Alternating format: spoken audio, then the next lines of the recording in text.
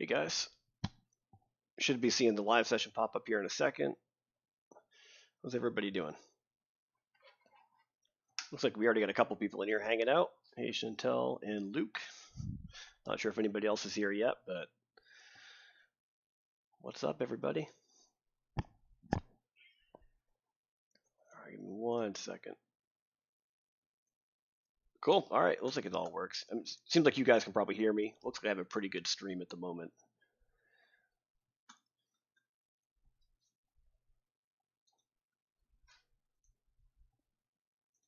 All right, so what we're gonna do is we'll kind of go over a little bit of stuff here for 3.3.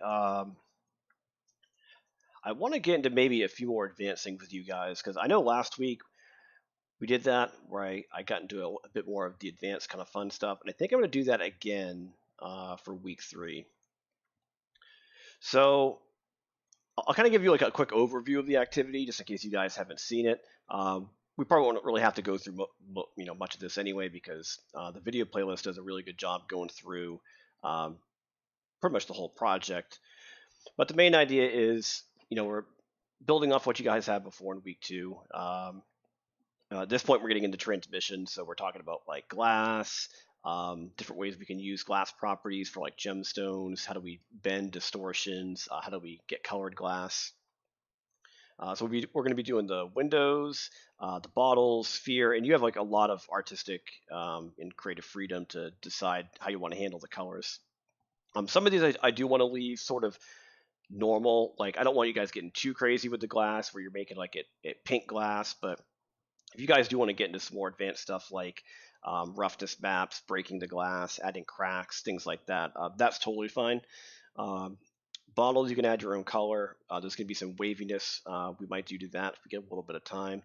The gemstones, you have pretty much complete freedom to decide how you want to handle that, either with glass. You can also use the subsurface properties built into the shader to do different types of like almost like jade and quartz effects where they're a little more opaque and kind of translucent, not as like clear and see-through.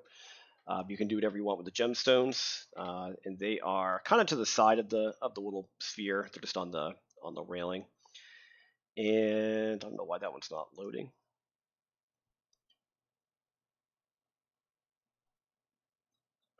Let me see if it's up here this time. There we go. And then one of the last parts is once you get through all the different glass pieces, the windows, the bottles, the gemstones, you're going to be adding some extra illumination. Now, the lighting part is, I think, is going to make one of the biggest differences for you guys in the project if you already haven't added a couple extra lights. It kind of depends it really depends what your color palette is. And I would be just a little careful about overwhelming the shot with too many different colors and lights. It's better to be a little selective. If you are going to add more illumination, you guys have the ability to like darken the Pixar dome light, but I don't want to see the whole shot become too blown out with intensities from all these different angles. Try to use contrast. Sometimes having the absence of light and shadows is just as important as having a light there. But you're going to add 2 to 3 extra lights. I'll let you guys figure out how you want to do that. And then you are producing your final render. So I think this one's going to be pretty straightforward. So what we're going to do is going to be jumping into some fun stuff with the windows. And a lot of this is stemming from a conversation I had with Luke with his activity where he was kind of, I'm going to put you on the spot a little bit, Luke, but we were talking about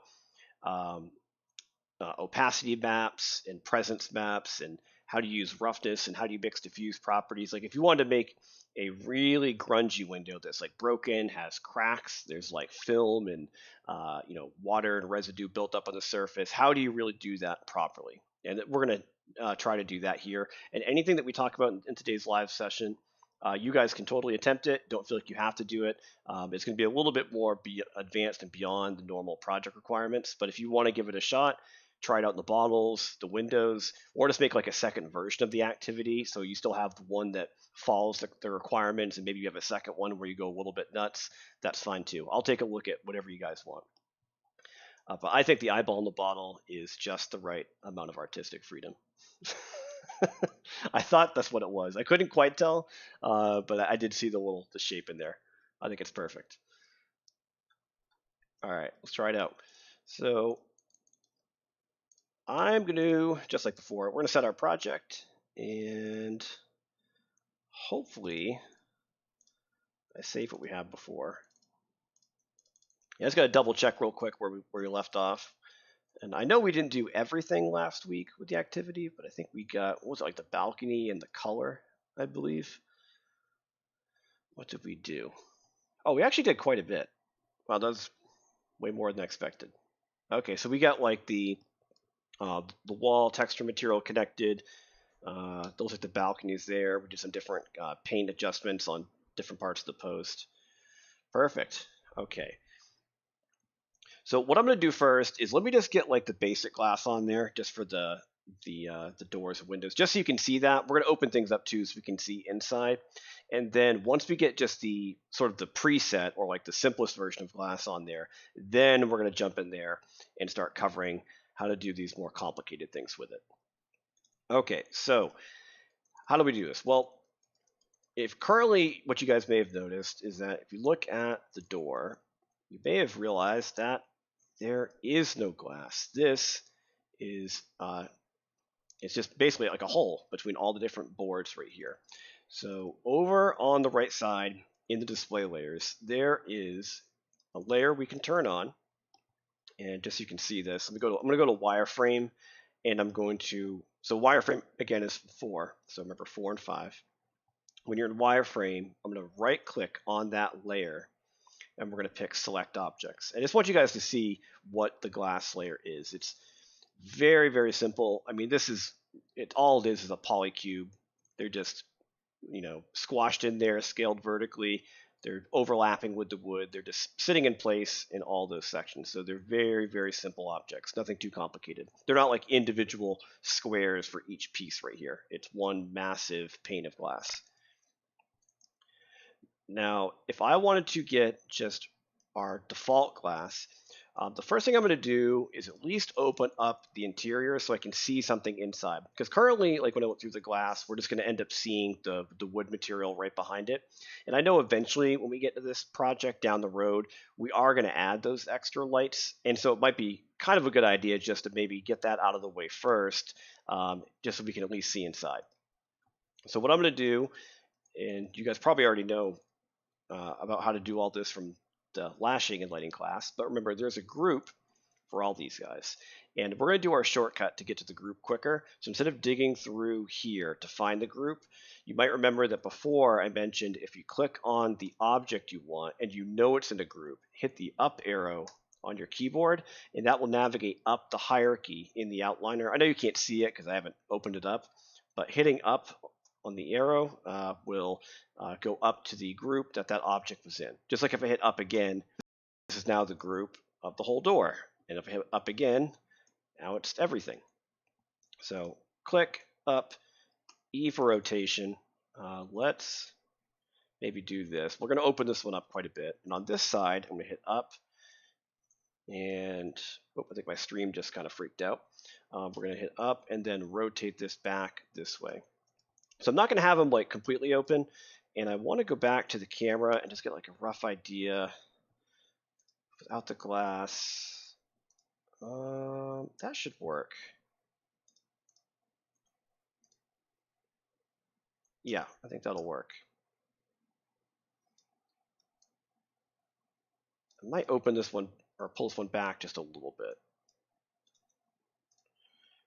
because I kind of want to get a little bit of that guy there so it's not just completely open. We'll try that. All right, and we'll turn the glass on. So currently, like after just rotating those, if I do a quick render, it's you really can't see inside, because now that I've enabled the glass geometry, you can see it's just a wall of gray. So the first trick is, how do we get the glass working? So we're going to turn that off again. You guys probably remember from way back in the very first week when you guys did activity 1.1 that we had this guy, the preset browser. And there were some materials in there that you could use to do glass. Like if I come down here under all this stuff, it is right here. We have a couple of different ones we can pick from. These are just presets. There's blue glass, clear glass, frosted glass, so it's kind of blurry. This is a higher roughness. Industrial is a bit more of a lower roughness, probably has a higher index of refraction. There's a tint to it. And we have thin glass, which doesn't really have any index of refraction. This is treated more of like almost like a bubble, where it's not really bending light as it goes through it. Now I could pick these, and I'm okay if maybe you want to try some presets on like some of the gemstones, but I think really the thing I want you guys to try out is not relying on these so much. Like, I know presets are easy, and there's really nothing wrong with using these guys at personal projects. And when you get to studios, obviously they do use presets all the time because it's efficient. There's a reason why these are here. They're created because we are supposed to be using them. But I want you guys to learn how to build this stuff manually, because when you learn how to create these different types of materials from scratch, it makes troubleshooting and manipulating the presets a lot easier. So if like you made a preset, it was the wrong glass color, if you had never made one of these before your own, you wouldn't really understand how to do any of this stuff. Like, how do I make the glass turn to like a blue color? How do I make the glass look like it's frosted? You don't know that until you start getting in there and building it yourself. So what we're going to do is right click on that display layer. We're going to pick select objects. So that just selected all the glass geometry. I'm now going to go up to the Pixar surface, click. Let's go into Hypershade real fast and just find the shader. So this is probably Pixar Surface 5. Let's do a little shortcut to rename it. So remember, we're going to do Control, double click. Okay, we're now going to go here, and I'm going to call this glass. Let's call this glass windows. So we're probably gonna have a couple of these, like glass bottles, glass sphere, or creepy eye in bottle, whatever the material is. But we'll do glass windows. And all right, let's minimize that. We're gonna render this one more time, and we're gonna do the crop, and we're just gonna draw over this and turn the crop off. Go in the attribute editor. Let me actually restart that. And okay, crop, regional render, crop off. Okay, so the first thing you might do, even if you were just trying to figure this out on your own, is if you just look at the material and come down all the way to the bottom, you'll see that eventually there is a section called glass, and this is clearly the spot we want to be in. So we're going to go inside of there, and there's not really a whole lot you can do. There is an advanced section which has an index of refraction. We're going to talk about this in a little bit, but we have a refraction gain, reflection gain, refraction color, and roughness. Now, some of these you probably know really quickly exactly what it's going to do. We know what roughness is because roughness is something we've talked about before in other areas, especially this one under primary specular.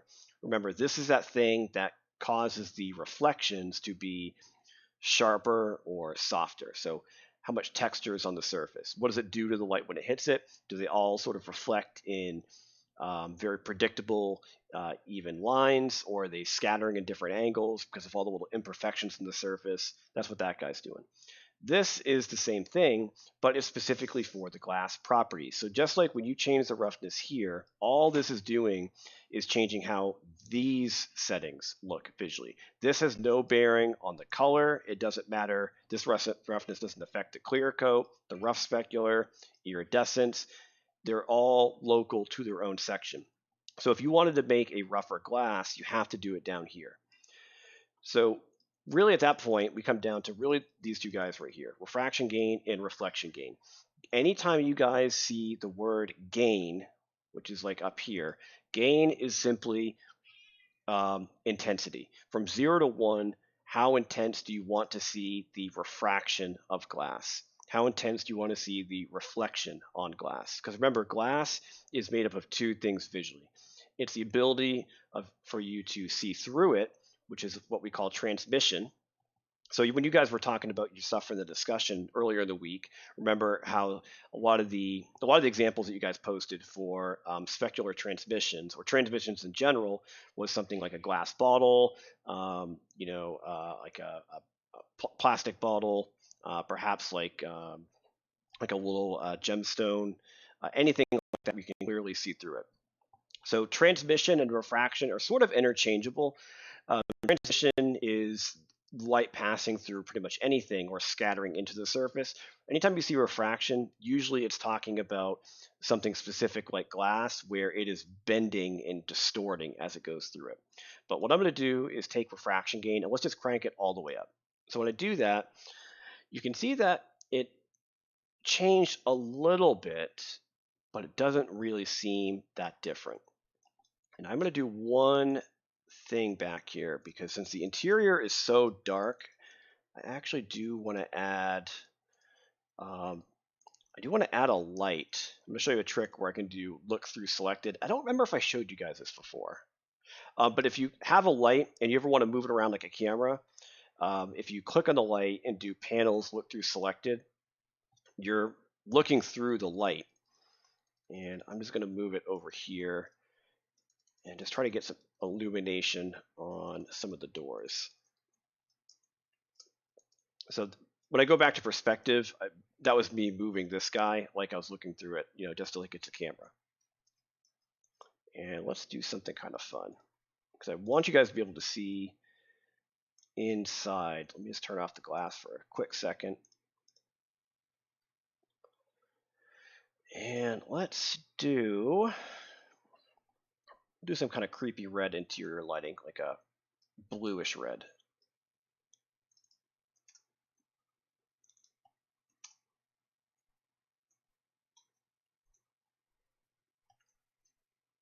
Okay, that'll work. So I have this kind of strong, almost like pink light on the inside, casting out. But you can see right now with the glass hidden, we're seeing through it. Now if I turn this on, and I'm going to go back to the glass properties here. If I crank the gain up, I want you guys to be able to see what's going on in here. So notice how before, even though it was gray and kind of hard to see it, it didn't seem like anything was really changing. But in fact, if there is something behind it and you crank it up, you'll notice that we are able to see through it. It didn't look like it before because there's nothing really back there for it to show us because it was very dark. But in fact, when I bring it up, you can see it. Now you'll notice over here though, it's still gray. So there's a big issue happening right now where the problem we're running into is that even though we have bumped up the refraction gain, which is allowing us to see through it, we're still getting this. And this is really the first key hurdle that we have to get over with glass. You have to remember that every time you make a Pixar surface material, this is always on, right? There's a gain of 1 and it's set to that same like default gray color. That means when you turn on your glass, it is trying to make glass, but it's almost like saying it is glass, but it's like 50% glass, but it's also 50% of this gray color. So it's mixing two completely different types of material properties together that probably shouldn't be together. So does glass have a diffuse property? Usually, no, it does not. Glass is going to be only the transmission and reflection on the surface. So specular transmission and usually specular reflection. So we're going to take the gain for diffuse and completely turn that off. You'll notice that as soon as I do that we don't get that gray color anymore. Now what we're getting is the dark interior of the wall behind it because it is basically completely dark in there, and we're getting a very clear view of the light when it's hitting the wood right there. So this is pretty much perfectly clear glass, allowing us to see through it. Now, the one thing that's kind of hurting it at the moment is that even though we can see through it with this, which again is like transmissions, why doesn't it feel like glass? Because it's not reflecting anything. So glass also needs to have a reflection on the surface, on the outside. That's what this guy does, reflection gain. It currently isn't doing anything. As soon as I bump that up, you'll notice that we start getting these little gradients right here, like that right there, I think is the telescope reflecting in the window. That is probably the arch. It could be some of the sky up here off the camera in the top right, but I can tell it is definitely reflecting something. It's a little easier to see when it's against a darker background, but it is still happening over the colored part. It's just not as easy to see it, but it's working. Now, below here, we could change the roughness and the color. Roughness, all that's going to happen is if I bring this down to 0, it makes it very, very clear. So with no roughness at all, this is going to be perfect, like immaculate glass. Like there's no imperfections. Everything it reflects off it is almost acting like a mirror. When you see through it, everything's completely clear. Now, when you put it to like 0.1, which is the default, it still looks pretty good. It does blur things a little bit, which is a bit more realistic. But you can kind of find a balance where you're like, okay, I want it to be a bit cleaner, so maybe we'll do 0.05. If you were going for a true frosted glass, if I did something like 0.5, you'll see that what it does is it basically just diffuses and it makes the glass so rough, again, hence the name roughness, that the reflections on the surface are getting blurred just like it does up here, but because this section is controlling the reflections and the glass's refractions, it's also blurring what's behind it. So what we're getting right now is something that looks like this. Yeah, we're getting this stuff where the texturally it feels sort of like sandpaper. The light reflecting off the outside is very blurry, and the light through it, which is all this stuff behind it, all of that stuff, the farther away it gets, the light begins to scatter farther apart, and you get blurrier and blurrier results. So usually with frosted glass, I don't know if you guys have any of this like in your apartment, but usually the closer you get to the glass, it's the more clear that you can see what's behind it. It used to be a really good example of this, but I'm not seeing it right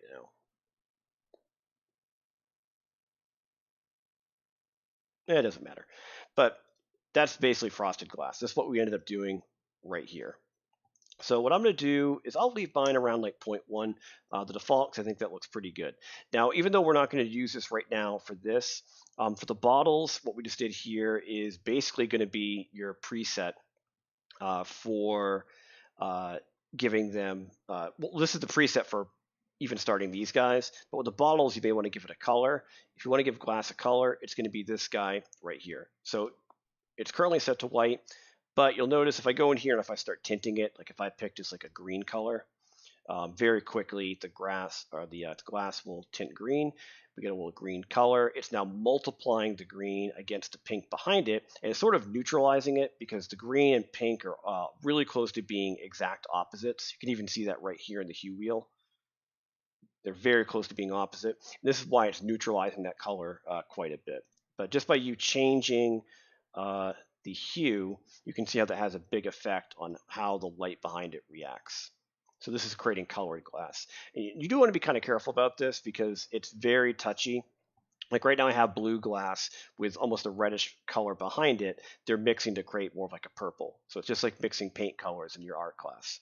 If it's very saturated, it will look super saturated in the render, even more so than you might think. And if it's very dark, or it doesn't have to be very dark. Just by darkening it a little bit, you can see it does not take much for this to basically act like tinted glass like you'd have for a car, to the point where you really can't see much in there anyway. So it takes a little practice to get like the balance right between the color, saturation, and value, but as long as you're watching the render, you will eventually end up with what you want. It just takes a little practice to understand the lighting conditions, what's behind the glass, and then through a little trial and error, you'll get it looking right. But for now, I'm going to leave mine at white and leave this up at 1. So we're not going to have any tinting or any color for that stuff, but you might use this for the bottles. And the last thing real quick I want to cover with you guys before we do some of the more advanced stuff is I do want to talk about this one section right here really quick. So the index of refraction. Now you guys don't have to change that for any of the materials this month, but I do want you to know where this is coming from. So you'll notice it says 1.5, and I don't think we're going to see much of a change. Let me put it to 1. Yeah, if you watch this door on the left, you might be able to see more of it. Yeah, you can kind of see at the top something's changing. We do 2.2. You'll notice how like the reflection is almost getting brighter when it kind of go up and down a little bit. So this number right here is determining how the light bends through it, and it also has a big effect on how bright the reflection is going to be. But let me bring something in real quick so you can see this. So that number, the index of refraction, is coming from this thing right here. This is the speed of light. So light travels about 300 million meters a second. It is incredibly quick. And this is going to be in the vacuum of space. And you have to understand that the effect of a transmission, remember, is light passing through something. So if you think about what light would do in this situation, we'll pretend like there's no air. It's basically like the vacuum of space. Light's coming through the air, all out in the empty space over here. It's traveling pretty close to 300 billion meters a second. And then what happens as soon as it hits the glass? It's still going to go through it, but because the glass has a density, what the light's going to do is slow down. So the change of the speed of light when it goes from empty space into this sort of solid surface is what's causing the light to bend. So that index of refraction down here, this is the measurement. It's almost actually acting kind of like a ratio. This is the change. It's telling you the change in how much the speed of light is altering. So when it's defaulting at 1.5, what this means is the speed of light was traveling 1.5 times faster in open space than it was going through the glass. Now you can actually look these things up. Now, if you're interested in this stuff, like if you do a search for index of refraction or refractive index, this will give you a bunch of numbers you can use. So the vacuum of space is 1. There's air, which you can see is very, very close to that. And you will notice right here, remember how we're 1.5? That's why we're at 1.5 by default. Look what it is. Window glass, 1.52, very close to what we're already at. So they have it set up by default to act like a glass bottle. But if you go up, you'll kind of see what you start drifting into. As you go lower, you start getting into like thinner materials where the light can pass through a lot easier until it's eventually just not, it's like a vacuum and it doesn't do anything. But if you go into higher index of refraction numbers, like diamond 2.42, it is such a dense surface that the light bends a lot. And that's why you get these crazy refractions behind it. It's also because of the way the diamond's cut. But that's also why people buy diamonds, is because this has a big effect on the reflection intensity. It tends to create really, really vibrant specular reflections. This is why people like to buy diamonds. They shimmer a lot because of this property of index refraction and its density and how that affects the light. So it's kind of interesting that all this stuff we're talking about is related to this stuff right here, index refraction. It's all coming from the speed of light. So after all that, you don't really need to change it. But if you guys do the gemstones, you are more than welcome to play around with higher numbers if you think it looks cool. So diamond is 2.42. And really all it does for the window, because it's not really much of a shape to it, it's just completely flat. The only thing you're really going to notice with this is that it gets a lot more reflective. Again, hence why people like diamonds. It's a lot brighter and shinier. But if you use it on something like the gemstones that have a bit more angular detail to it, where there's like corners and different shapes, that will create some slightly different effects when you try to render it. So you could play around with that and just see if you like it. But we're going to put that back to 1.5. Let me know if you have any questions about that. I used to teach that a lot at like a different school. I had a whole lecture about index refraction. So if you guys want to know more about any of that stuff, let me know and I can go over that with you in more detail. Okay, so far, do you guys have any questions about the glass as far as creating it, just a basic preset, setting these guys, killing the diffuse gain? It's honestly really easy because we're not connecting any textures at this point. This is all just getting the material set up.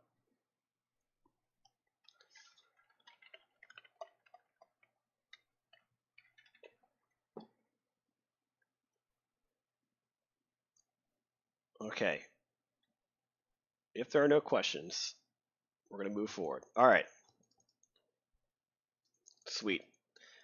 Let's look into some fun stuff here. And I hope you don't mind, Luke, but I am going to pull up your project because I want to see I wanted them to see kind of where this is all coming from.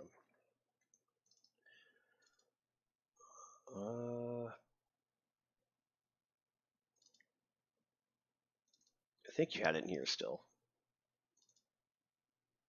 Yeah, okay. Okay, so one of the things we're going to kind of look into here is some of these effects with glass that are a little trickier to do, like cracks, staining and buildup, punching holes in the glass, which is called like a presence map or an opacity map. I'll talk about the opacity and presence one first, and then we'll start getting into some of these other guys around it. So an opacity map, I want to show you this real quick so you understand what this is. Basically, the first thing that we were talking about is if you wanted to punch a hole through the glass, how could we do that? Like, let's say that one of these little pieces right here, something went through it, there's a giant chunk missing.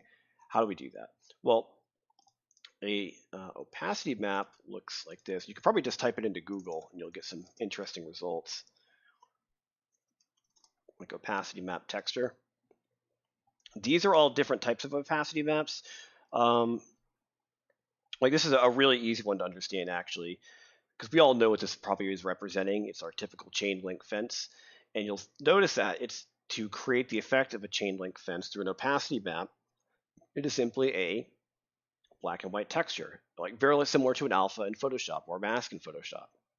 So white is it's visible in there, black means it's not there or see-through. So you can actually do this on the material, and we'll even do that real quick. So I think I have another camera set up in here already. I'm gonna move my test cam over so you guys can see this.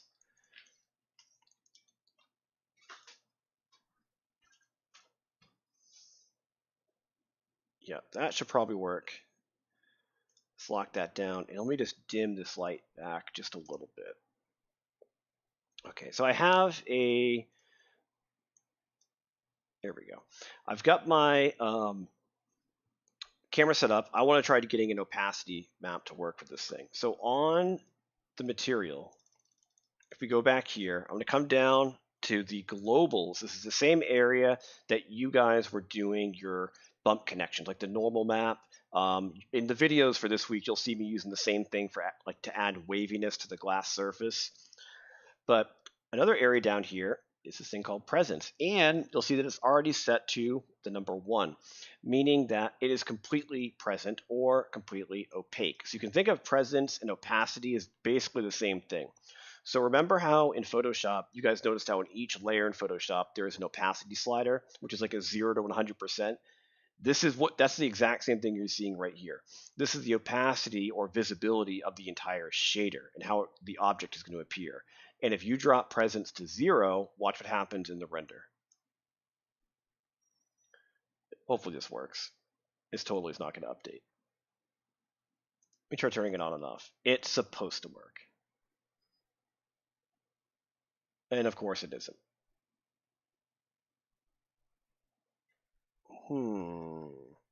I actually wonder why it's not doing it. Let me try connecting something to it. See if non-cache changes it. Try it one more time. It's supposed to remove it. That's weird. We're going to make a texture connection to see if it works. I don't know why it's not actually changing on the slider. This is supposed to, when you fade it down, almost act like the material's not visible at all. I'm going to put a texture on it and just see if this works. We're not going to end up doing this anyway, but I was kind of hoping you guys were going to be able to see this, because it should remove it. It's totally not going to do it.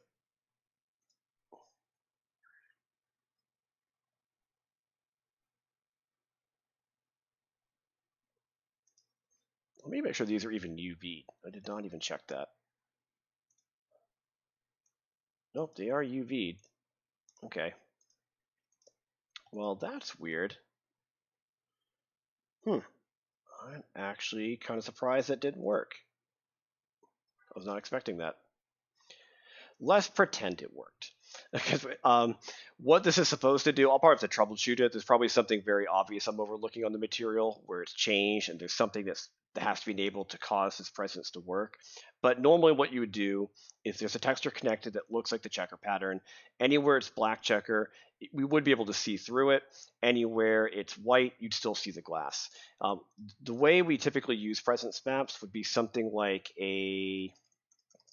uh, something like this, where you have like a polygon for a leaf, and they're not modeling the actual full leaf. It's doing something like that. They would have this is a presence map that would be connected to the material that would cut it out. So the rectangular shape of the polygon visually looks like it's a leaf, even though it wasn't really modeled that way. That's also a presence map or an opacity map.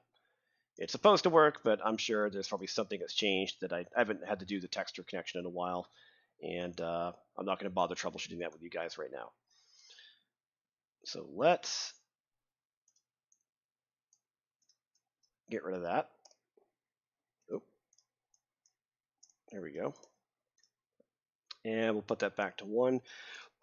The way we could do it is we are going to punch a hole in this thing manually. Now this is going to be a little tricky because I'm going to show you guys some super simple modeling to do this.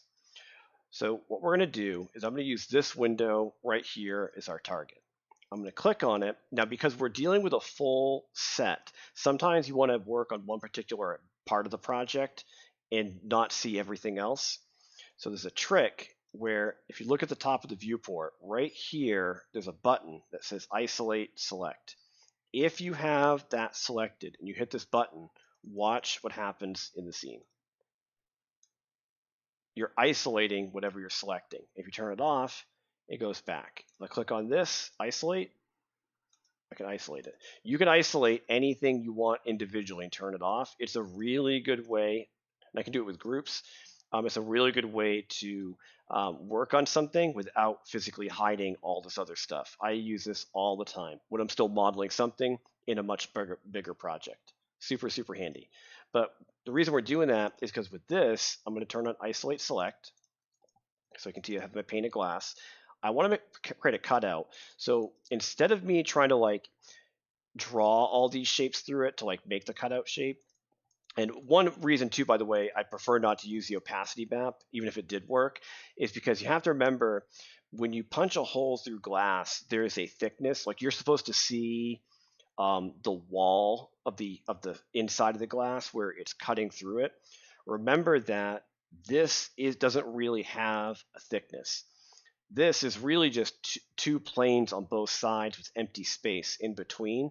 So even if you use an alpha to cut out a hole, because there's not really a thickness to it, it'll look like you're cutting through a hole on one side, like a thin sheet, and then you'll see this other weird hole behind it on another thin sheet. So it'll look like two really, really thin pieces of glass instead of it being one thick piece of glass. Hopefully that you understand what I'm talking about, but that's the issue with an opacity map if you're using it on a thick object like this. It's not really going to give you thickness. It'll make a hole, but you'll see both sides of the faces, and it's going to look kind of weird.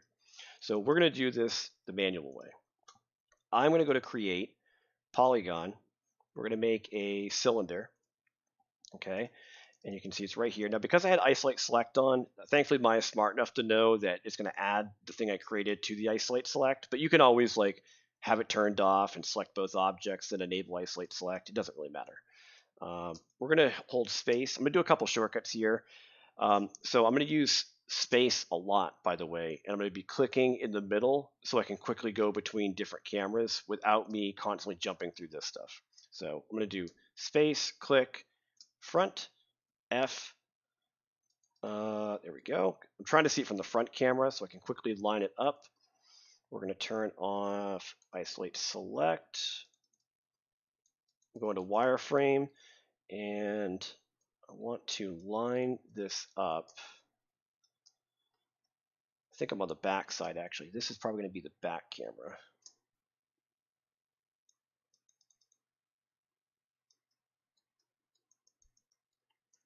Yep, there we go. Yeah, so the back camera is actually the right one I wanted to look through. There we go.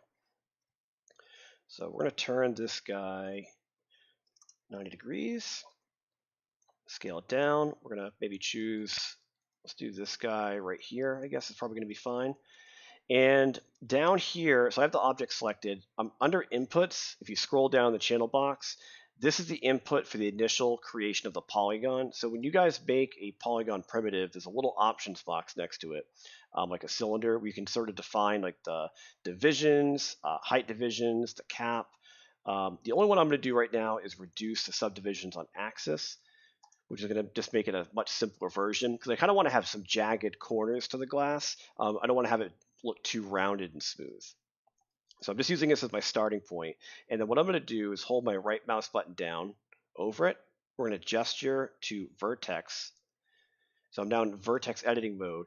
And because I'm with the front camera, you'll notice that when I click on something, see how like there's a thickness to it when you're only seeing really it from that cap, but I'm clicking on both. So let me go back again for my back camera. Me dragging over that means I'm selecting the front and the back vertex, which is going to be important.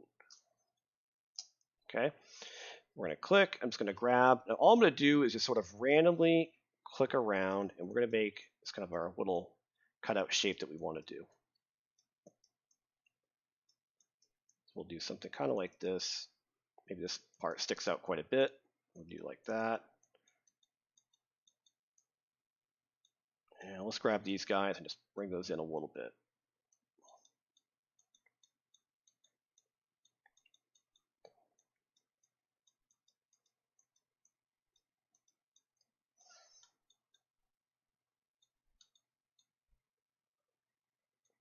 Okay, so we're just basically making our little kind of irregular shape that we think we want to use for our punch out effect. And so visually, this is what we just did by moving those around. Isn't that beautiful?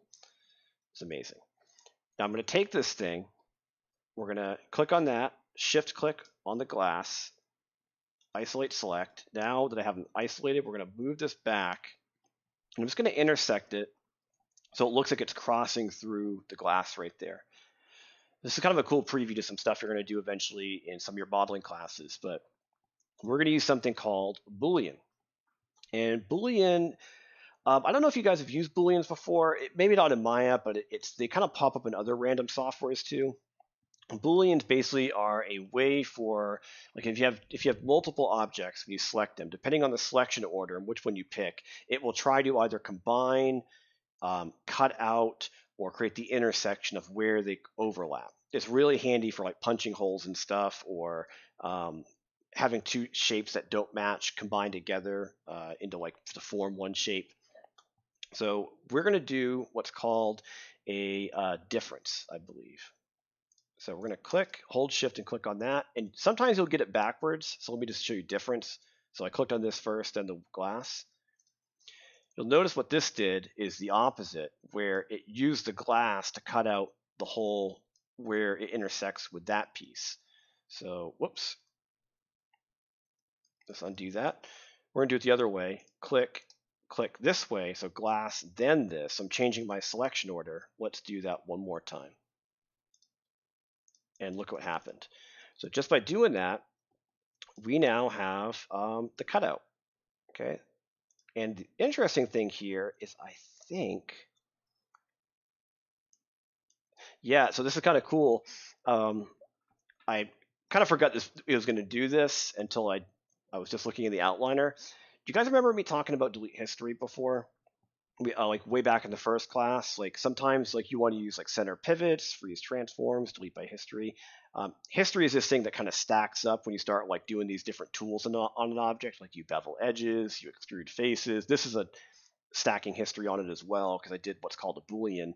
But history is kind of interesting because it sort of keeps these like hidden connections between things and tools that you've done. And you'll notice that when I did this over in the outliner, see how there's this thing called polycylinder 1? That was that shape I was messing with. Notice how it's not really the same object shape anymore. It has this weird looking icon like a group. And inside of it, you'll see there's a transform. Now, if I delete history on the plane, this will all disappear. This will completely go away. There will be no link to the previous shape. This is just the way it is. But the interesting thing about this is because there's still history connecting that primitive shape and the glass, what this means is if you click on the polycylinder and hit W, even though you can't see it, if I translate it, it will react. It will spin. You can scale it. Should anyway. Come on.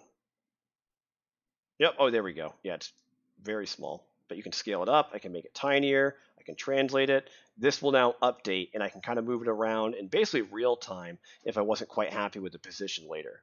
So it's a really cool effect. Now, the only thing I think from here I would do, like if I did eventually get to the point where I kind of like the hole that I punched out, let me go back to isolate again. It's sort of a weird polygon because you can see that normally when you have a polygon face, it is just a four-sided or three-sided face. Like this is four sides. This one did make a couple edge connections, but it still is not a very good polygon. One of the things you're going to do later on in your modeling classes is you're going to learn that you have to typically run these multi-cut edges to basically connect and turn something into a quad to reduce bad triangulation. But because we're not going to worry about that right now, and you have done no modeling at all, and that's way too complicated, we're going to show you guys the easy button, which is Triangulate. This face right here is made up of way too many edges, right? That looks terrible. This is even worse. But by clicking on the mesh and going to Mesh, Triangulate, very quickly, Maya will do its kind of hack job way of trying to triangulate that back to at least a piece of geometry that is technically correct. Even though it looks weird, this is still better than what it was before. So there we go. Turn it off. We now have our punch out effect with the glass. That probably isn't going to work anymore since I did the triangulation. So I'm going to click on the glass. We're going to assume we're done, and I'm going to do delete by type history, and you'll see how that shape disappeared. This is now our new final piece. So that is for you, Luke. If you still want to try doing the punch out effect with the glass, that what we just did here is how I would probably try doing it. Just make a regular shape, intersect it, try using a Boolean, and then physically punching that through the surface, and then just triangulate the result at the end. And we're going to go through UVing here as well and just show you guys how we can UV these to also play around with textures. So we are definitely diving into a bit more complicated stuff. Okay, I'm going to click, and I'm going to go, so I have this selected. Yes, right. So the issue now is, because you know how before when you guys were doing the pedestal, when you were in the UV editor, like conveniently this was already set up for you.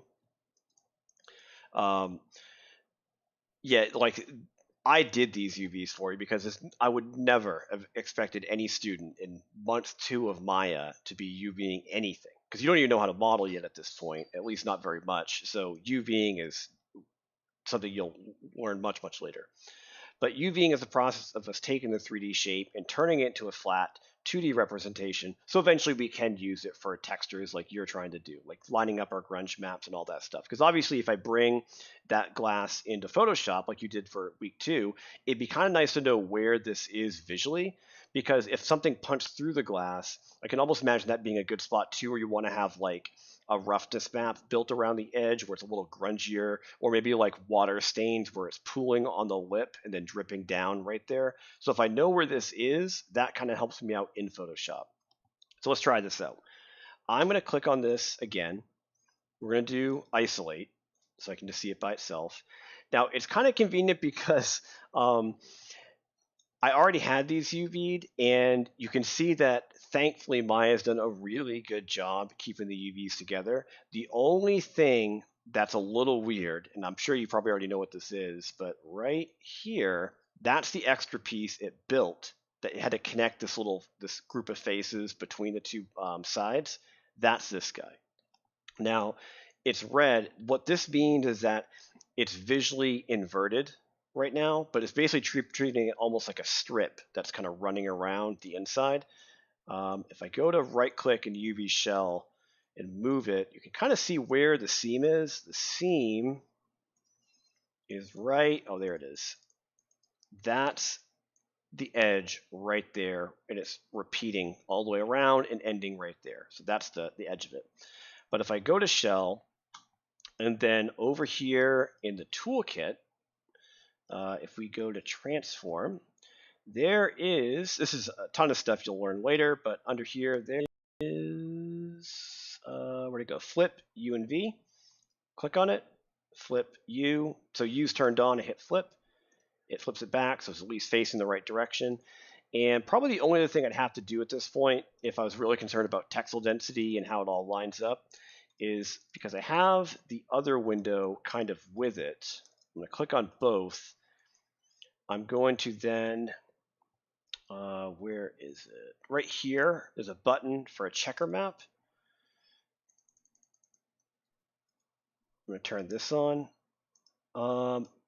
This turn on this checker button right here puts a checker on the object. If I right click, or it was right click. Oh, there, sorry, shift click. I knew there was options for it. If you shift click on it, I'm going to make the checkers bigger. Let's actually do 256, apply and close, turn it on. There we go. I'm trying to make them, the checkers smaller because I want you to see the size of the checkers. See what's happening to this piece in relation to this one. This isn't really scaled appropriately. It's kind of stretching a little as well. So we're going to click on it, and I'm going to hit R. We're going to scale it out until they look like they're square. They're almost there. That's the right proportion.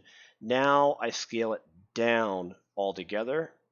And it's a little hard to see because like the checkers are pretty big, but right around there visually feels about right compared to the size of everything else. When I see the checker pattern, that guy is done. And I can just honestly leave it right there, but at least I know what's called the texel density is consistent between these. So it's not like the texture on here is going to look a lot sharper than what's on this guy or vice versa. So that is keeping the texture detail the same, and you're using a checker pattern to basically visually compare the two parts. Again, something you'll learn a lot later. All right. Now that we have all that set up, we got our little hole punch out effect. I'm going to really quickly go to here. We're going to go to our desktop. Let's do a new folder. We'll call this glass textures. And let's call this glass UV. I'm basically doing the same thing you guys did before with the pedestal. JPEG 2048, that's great. Awesome. Save it. Yeah, we should be good. All right, let's close out all of that stuff. So now if I was to go in Photoshop, we can load this guy up as a reference.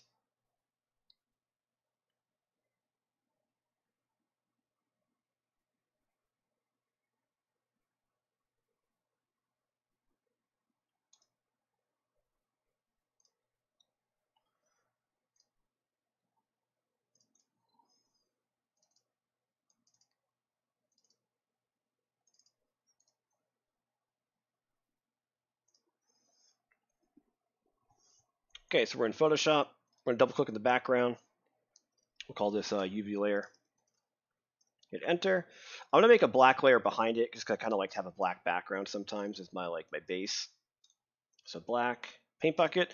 So I have a UV layer with like the white wireframe over the black background right behind it. Nothing too crazy. We'll call this BG, and maybe we'll just lock it so I don't mess around with that thing. All right. So from here, this is when I can start finding my maps. And let's do some like roughness maps first. Now, some of this isn't really going to be too new for you guys, because we've already talked about this a little bit. But let's do glass alpha texture. I want to see if we can find something we can use for the glass. And it's interesting too because some of these you will find textures that have that kind of cracked pattern already built into it. We might be able to use some of these around that punch out hole that we have. I don't know if it's going to look good, but we can try it. And some of the other ones like fingerprints, all those like the streaks, those are also pretty helpful. But I do want to make sure that when we get this, it's going to be a pretty good size. That one's not too bad. And some of these might be some of the same ones you've already used. I'm not sure.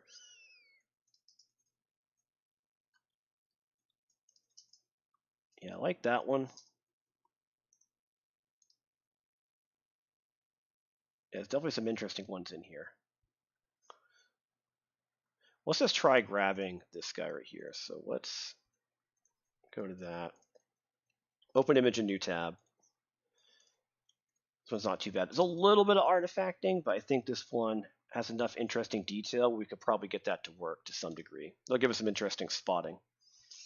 And that has a watermark, so that's no good. Let's do glass, dirt, texture. So I'm just doing different keywords I think might trigger what I need. Like glass, dirt, texture is a watermark on that, but I could get creative and try to remove it. And some of these too, like this one's really cool. I might need to invert a couple of these because even though they're black and white, you have to kind of think about what the textures you're going to create. And that might cause you to invert it visually inside of Photoshop. But we'll try this one too. So we'll do open image in new tab. All right, this will probably be enough for us to kind of get things figured out. All right, so how do we do roughness maps? We'll kind of start with that one first. Roughness maps, I think for you, Luke, would be the one that you would want to do for the cracked glass because you can use it on like a normal map. I think that the issue is because the normal maps are so touchy, there's a really good chance that if you use it incorrectly, that it's going to cause those white spots again because of how sensitive glass is. So I'm hoping that what we can do is if you want to get into cracks, find one of these guys and use it as roughness instead and see if we can get that to work. So let's try doing this. Oh, that's not going to work. Actually, this one might be okay. Oh, that's also a watermark. Everything has watermarks on it.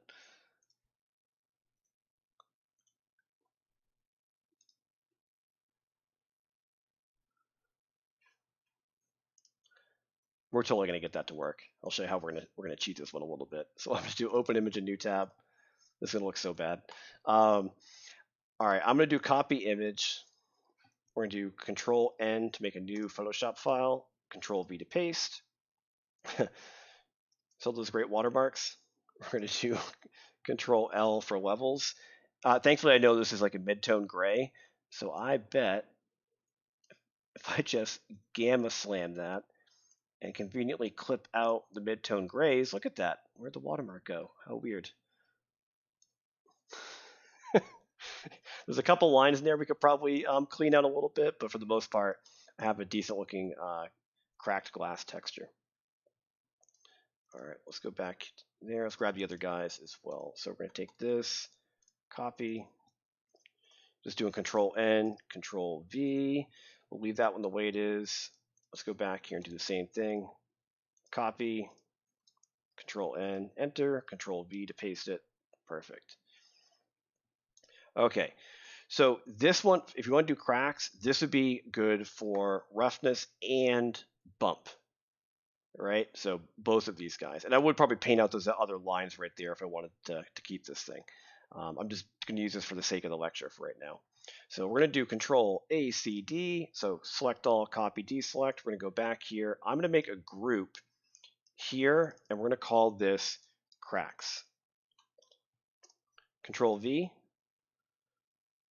Make the UV layer set to add because I want to be able to see the UVs and through it over this. So we're putting it to add, right? Here's our crack layer. And it's hard to see. Now, I don't know where the individual boards are from the wood that goes over it. If I'd saved, what I probably should have done, honestly, is had this selected at the same time as like a reference to try to line them up, but we're not going to worry about that. So we're just going to take this, Control T, and we'll kind of bring that in. And I thankfully at least know where the hole is because I can see that since we modeled it, and I can kind of use that as maybe my starting point. So we'll maybe just have all this kind of built around that one section, and we can always test it out back in Vine and see what it looks like. So something like this around that one pane, and if it's not looking good, I can always move it. There's also the back side right there. So I think this might be the side facing the camera. It might be good to do the other side as well. So I could drag, duplicate, V, move it over, try it on the back side. And I think once I see where this lines up, I can kind of erode away at it to make sure it doesn't bleed over into some of the other sections too much. Okay. All right. So this right here is our cracks. We're going to leave that the way it is. Let's jump to another one real quick because I want to get through a couple of these. This one we're going to have be some random spots. Let's just use this one, I think, instead. Because I know you had one where there's like that kind of buildup on the surface. Yeah, let's try this one out instead. I'm going to do Control A, C, D. We're going to bring this over. Let's make a new group. I'm probably not going to get as deep as I wanted just for sake of time, but let's call this our grunge on the surface and paste. Okay. Now this is where we have to think this through a little bit. For the grunge, let's pretend we're talking about our bump map. Now right now for bump, and bump is like a normal map, these right here would be all I would probably want because the cracks are the only thing significant enough to generate the effect of a normal or like an actual indent. So from here, if I keep everything else off, I could save this the way it is. It's not the most exciting texture, but this would be good. So let's do save as. We're going to go into that same folder. Let's just do PNG it again to keep it simple. We'll call this glass bump. And bump is just a black and white version of basically a normal map. So since we're doing color manipulation in Photoshop, this is going to work out pretty well. But if you wanted to, you could totally use the normal map filter and turn that to a normal map. It's the same thing. Well, kind of the same thing. All right, let's just turn that off for a moment. The next thing I want to do is build the roughness map. Now this one, we have to kind of think about this. So these should affect the roughness, and we want to think about what should the roughness be for the glass, and then what should the roughness be for the cracks. Now, thankfully, because I have this background behind it, I can kind of cheat this a little bit. What I could do is if I come down here and use actually, let's make a new layer. I'm going to come over here, and you know how in Maya my default glass roughness was like, I think 0.1 or 0.05? I'm going to make a paint layer where the black value is 0.5%. And I'm going to paint. So very, very dark gray, right? This area right here right now is going to represent me getting the exact same low roughness value I had on the material to begin with. Now what I'm trying to do is get it so the cracks not only have the effect of the bump map, but I also want them to make the roughness higher. Now notice how when I layered those textures over the dark gray, that you're now seeing this black border on the inside that's kind of messing it up. So it's going to be like very low roughness, no roughness, and then higher roughness here. So that's going to make a line that's going to look really stupid. So if I go back to the crack folder and say, let's do add, see how that gets rid of that black background issue? Because it's now adding black, which is 0, onto anything else. Anytime you add 0 to what's beneath it, it doesn't change anything. So it's a really good way to make the black act like it's transparent. And now we have a good starting point where the cracks now look like a roughness map. Now what I want to do is get this to also add another layer of roughness on top of it. Okay, the tricky part about this is figuring out, looking at this visually, what should be the rough part, what should be the non-rough part. And honestly, I don't know if there's any right answer for this. So I'm going to turn on the UV layer. I'm going to kind of do what you did, Luke, where you had it positioned sort of near the top. Whoops, you can probably hear my cat in the background. I'm going to move this up there. Let's scale that out a little bit. So we'll have this maybe positioned near the top, so it's kind of dripping down. And we could use like the heel brush or clone stamp to like add more detail farther down there if we wanted to. But let's just stick with that. We're going to zoom in, and I'm going to drop a levels adjustment layer. I'm going to hold Alt and click so it's affecting this one layer because I don't want it to affect the cracks which are still below it. And we're going to do a black point adjustment, gamma, is I kind of want to get stuff like this where there's like that really dry, patchy area with that sort of fading into some of the other sections around it.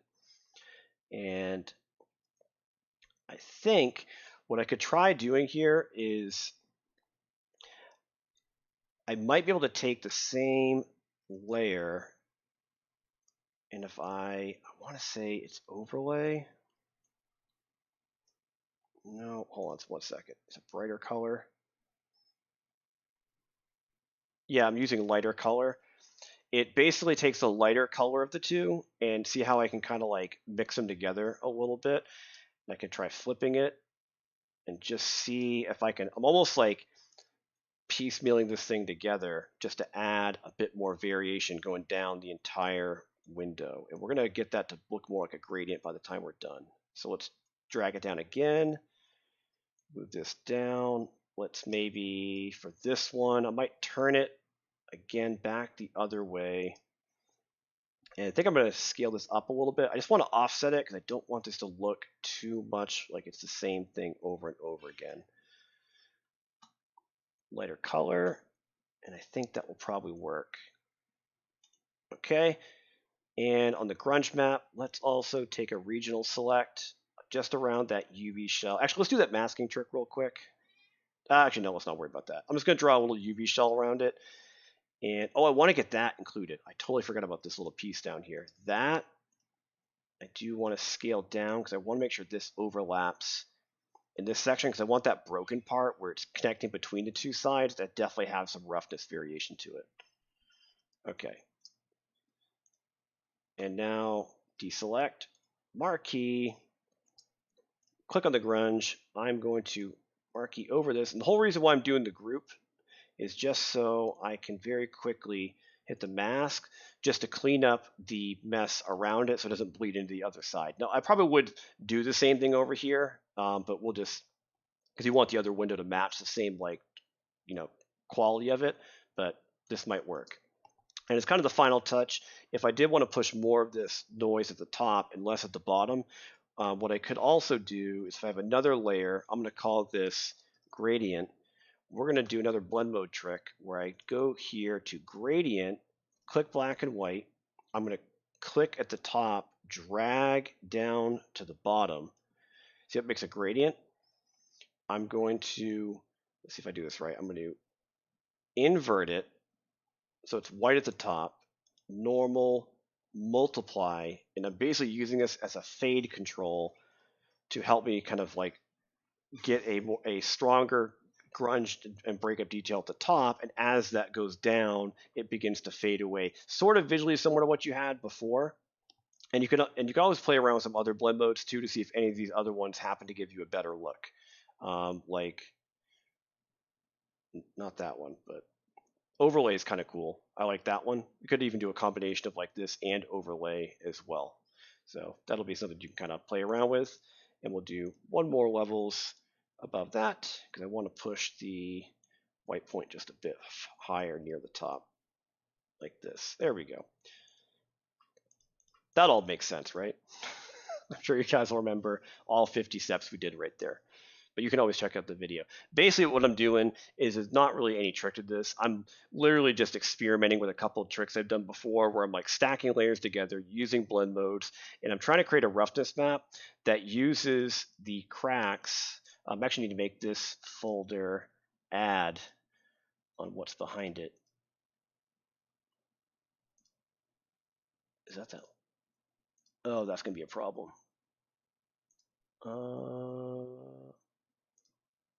Let me try screen.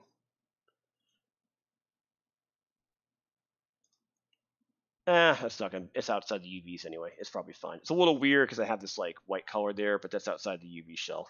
But basically, I'm trying to get it so this adds with the cracks below it. And I might even have to push the roughness a little bit farther on these guys just so they stand out. So let's do merge, levels, alt click.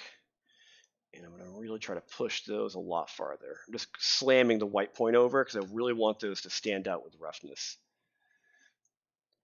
Yeah, and Now, what could happen here is these are going to look really rough. I know that's going to work. This might look too rough. So what I could do is, thankfully, because I have like these levels controls, I could definitely use this as a way to like compress the gain down to that way, so the cracks still have a bit more of a rougher contrast in comparison to some of the grunge near the top. So it's definitely a little bit of like an experimentation when you're trying to figure it out. But maybe we'll do something like this and just test it out. I think you guys kind of get the idea though. So I think we're going to call that good. Hopefully this has been helpful, at least how we're going through it. So we got manual hole punch through it. I've got cracks that are going to be used for the bump map by themselves. The cracks are also now used with the roughness and on top of the grunge. So these are a combination of roughness. All right, let's save it out. So turn this off. And the other window is going to look really stupid next to it because it's apparently only been cleaned on this side. Excuse me, not on that side. So we're going to do, whoops, not save. Probably should save the PSD document, but we are not going to. PNG, we're going to do glass roughness. I think we can finally connect this stuff. And I'm also going to save this out. I'm going to do one more thing. So one thing that kind of also kind of caused me to do this whole extra bit for the lecture is Luke was using, he was trying to create the effect of diffuse on the surface. So all roughness does is it blurs the transmissions and reflections. So it makes it look kind of like gritty. But we also want to get the film and buildup on the glass surface. That's diffuse. And this is where you have to sort of understand how the material works sometimes to even know how to begin creating these different maps. Because remember how I had the diffuse up earlier and that was causing this gray color to kind of mix in with everything, which didn't look good? Because all these different sections, which are called lobes, all these different lobes add together. So when I have it set to 0, this is black. When I add 0 to the glass, you don't see it. But the thing we're trying to do now is I'm trying to get it so this roughness section we're doing is not only rougher, but it's also a gray film of dirt building up on the surface. So I do need diffuse color, but I want to make sure that anywhere I don't see the dirt, it has to be black. So thankfully, that's what it already looks like right now. So the black means there will be no dirt. Any value above black is going to cause the diffuse to show up. Now, if I wanted to give this a color, I don't want to leave this as gray. So if you decide that you want to give like the dirt almost like a bit of like a more organic color or something like that, you could try doing that. I could even do a search for something like moss. And I just want to find a rough color palette I can use, something like this. This one's actually really good. Oh, I like that. That's perfect. I want this variation real quick. So I'm going to do copy image, come back here. We're going to make our diffuse map. I'm going to paste it, V, and all I'm going to do is basically scale it. I know it's going to be a bit big here. Let me just cut that out real fast. I'm just drawing a selection over it.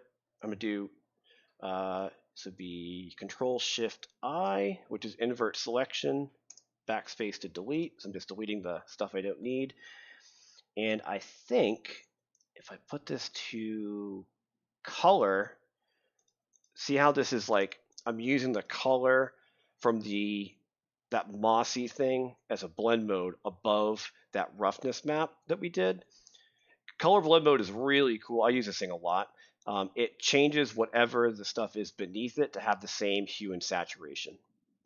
But I use this quite a bit when I'm trying to do like effects like this. And all I'm going to do is just pull back the opacity. So I kind of get this hint of it being a bit more of like an organic buildup, just so it's not completely boring gray.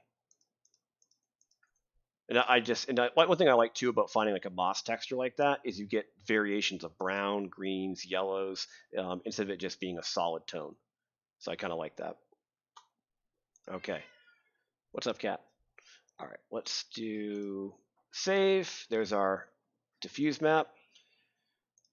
It's kind of funny too because I'm showing you all this stuff, and seriously, by the time you guys get to Painter, this is all going to seem like a complete waste of time. Because in Painter, you can do all this interactively on the surface, but it's still good to know your roots and how to do this the old manual way. So this will be glass diffuse. After all that, I think we're finally done. Yeah, we're going way over, but this is going to be a pretty fun one for the video, I think. And I hope after all this it even looks good, because there's a chance, by the way, guys, we get disconnected and it's complete garbage. But in theory, we're doing it right. We might have to go back to Photoshop, or you guys would go back to Photoshop on your own to tweak it a little bit and figure out if there are things too light, too dark, too rough. That's where the back and forth comes into play. All right, let's do some maps. So we're going to go to test cam. Oh, there we go. That was weird. Okay, now we're in test cam, glass. Let's do the bump first. That one should be pretty straightforward. All right, so I'm going to do tab, file. You can use the Pixar bump. I haven't used it very much because I used to have technical issues with it before where it would cause my software to crash. So out of habit, I've been doing bump the Maya way, even though I use Pixar stuff for the normal map. So what I'm going to do is go to glass textures, glass bump, load it in. Now bump maps are supposed to be set to a raw color space if you're going to use them. So that way it doesn't get gamma corrected. I'm going to hit tab, make a bump 2D. Here's how you connect bumps through Maya. You have to take the file node you loaded in. You have to say alpha into this bump 2D's value. Make sure the alpha gain or alpha's luminance is turned on so it knows how to pull the alpha channel. And then over here, out normal to bump normal. And I'm going to have to probably drop that back because I bet this is going to look really intense.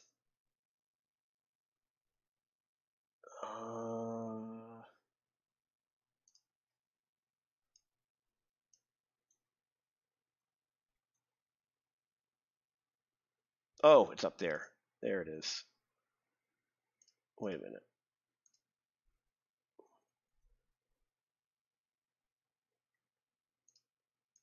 Yep, that's it.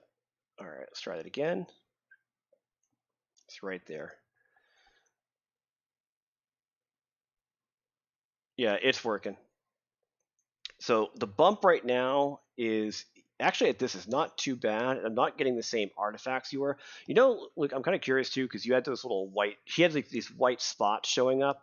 They're called like fireflies sometimes, but basically it's these little pixels that are solid white because they're picking up these very intense samples from some of the light sources, like a specular highlight. I wonder if you did it this way with the Maya bump, if it would still do that. That could have been an issue with the Pixar bump node freaking out. Yeah, condensation, that's a good question. I don't really know. Some of these things, you just have to connect it and see what happens. Now, what I would do for this is I think I would probably have scaled this down to try to get it in one little section instead of it bleeding over like that, because I didn't have this as a guide, but I can tell visually this is working, and it actually looks kind of cool with that hole right there, right next to it. So far, so good. There's the punch out hole. Here's all the cracked glass around it. I just wish it didn't go beyond this one little piece, but not too bad. So that's just with the bump and the punch out we did earlier. Okay, let's now do roughness. So tab, file, texture. Okay, we're going to click and load in roughness. Here's our roughness map. Now, where does this go? This is going to go to glass roughness right here. So we are going to go out alpha to glass roughness. Okay, see how it's connected. Now doing it down here because right here we're not currently doing anything at all. Okay, we're going to click, again turn on alpha's luminance, raw file formatting so it doesn't gamma correct anything. And I think we will probably, we have to restart the render on this one. And I actually need to back up my camera because this is going to have to see way more.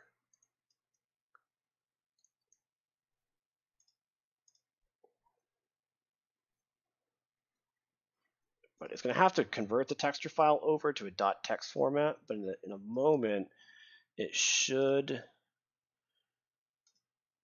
show up.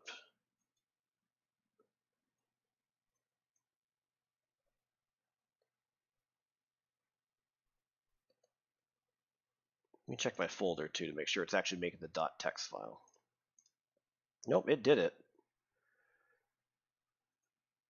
Yeah, this one I'm not seeing as much, which I think is the same thing you're running into, where sometimes you're not seeing of it.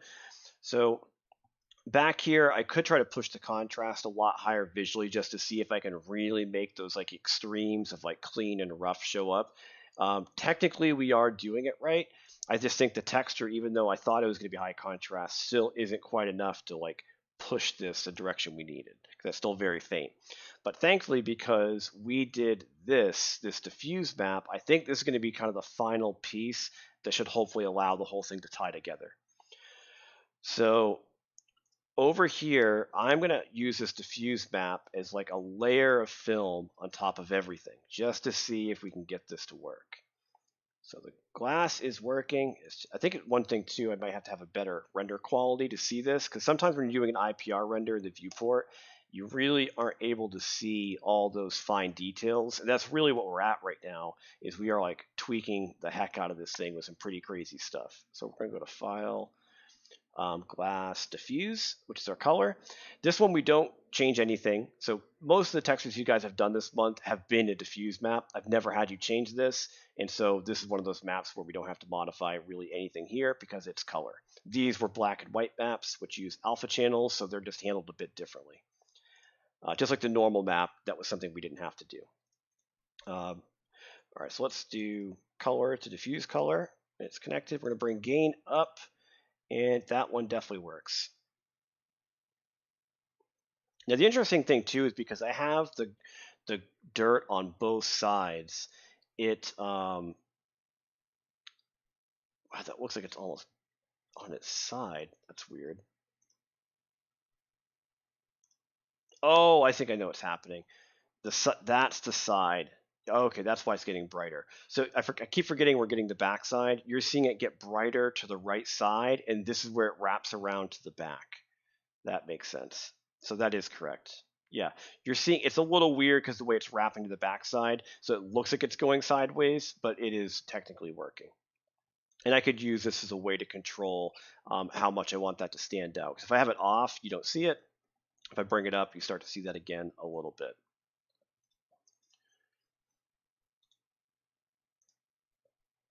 So let me just do a final render, and I'm going to draw a crop over this one section just to see. This might take too long to render actually, but we'll hit R. Have you guys been using the crop tool, by the way, in the image tool? Like doing the regional thing and then like hitting R to force it to update? I haven't been doing it much in the live sessions, but I wasn't sure if you guys have still been trying it out.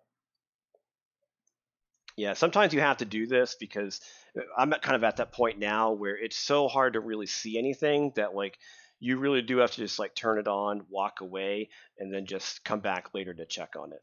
But it is working. I was really hoping this was going to show up a little bit more at the top. So I probably could have done a much better job lining this up specifically here and kind of scaling this whole thing in. Um, so it's on the side and maybe even mirroring it to flip to the other side because I think it is stretching a little bit horizontally. So I'm not too crazy about that, and there's some placement issues with the cracked map, but we're technically doing it right. It just needs a little bit of finesse to get to that point. But this part right here is actually looking pretty good. I like that. The edge detail, this looks believable.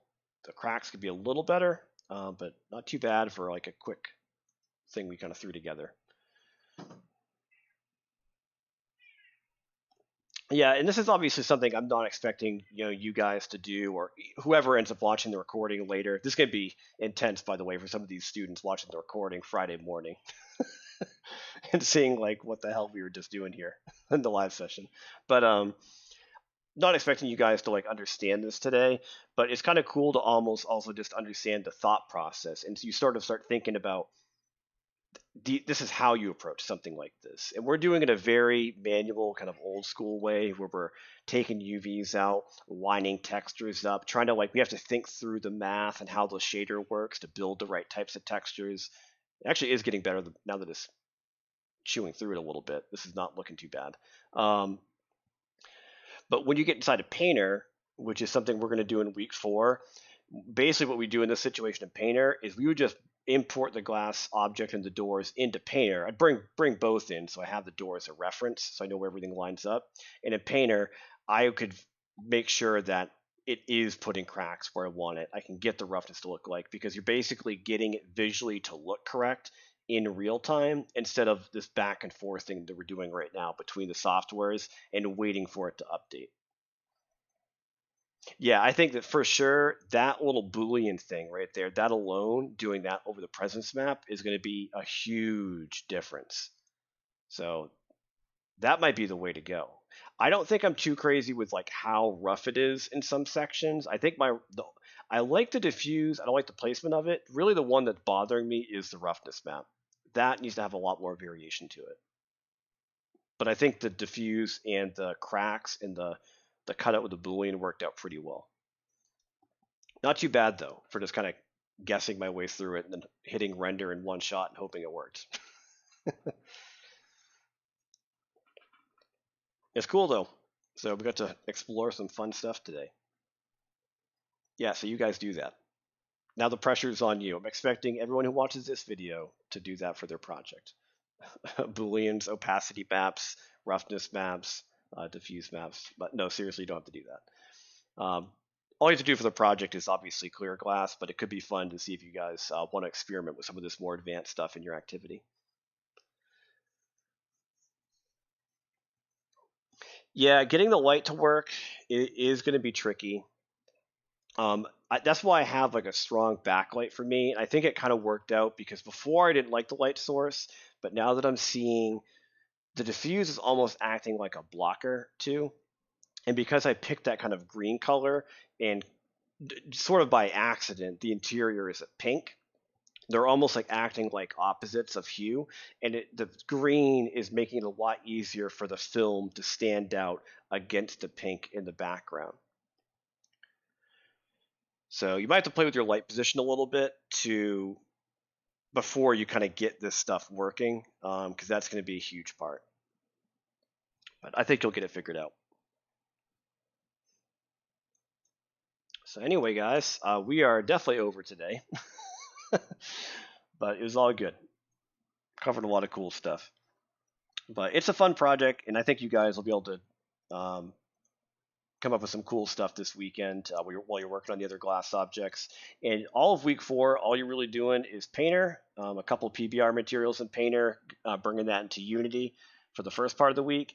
And then at the end of the week, you're just wrapping up this project, making tweaks and adjustments from the critiques, and then adding a couple like candle flames, emissive materials. We'll talk about candle wax and subsurface scattering, and then you're basically done and you're out of here.